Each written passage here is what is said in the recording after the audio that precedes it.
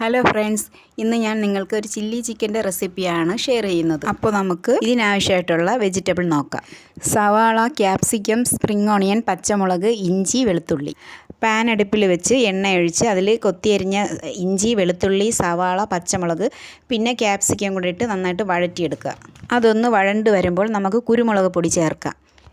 ശേഷം മുളക് പൊടി, സോയാ സോസ്, ടൊമാറ്റോ സോസ് ഇതൊക്കെ ഒന്ന് ഒഴിച്ച് മിക്സ് ചെയ്തെടുക്കാം. നമുക്ക് ഞാനത് 250 ഗ്രാം ചിക്കൻ്റെ അളവാണ് എടുത്തിട്ടുള്ളത്. സോസ് ഒഴിച്ചതിന് ശേഷം നമുക്ക് ആവശ്യത്തിനുള്ള ഉപ്പിടാം. സോസിൽ ഉപ്പുണ്ട്, അപ്പോൾ നമുക്ക് ആവശ്യത്തിനുള്ളത് പിന്നീട് ഇട്ടാൽ. 1 ടീസ്പൂൺ കോൺഫ്ലോർ 1/4 കപ്പ് വെള്ളത്തിൽ കലക്കി ഇതിലോട്ട് ഒഴിക്കാം.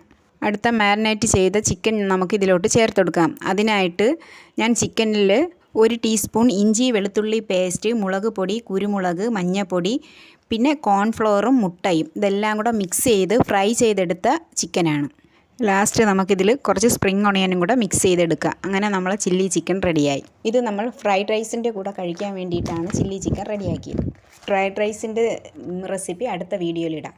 വീഡിയോ ഇഷ്ടപ്പെട്ട എല്ലാവരും സബ്സ്ക്രൈബ് ചെയ്യണം, ലൈക്ക് ചെയ്യണം. താങ്ക്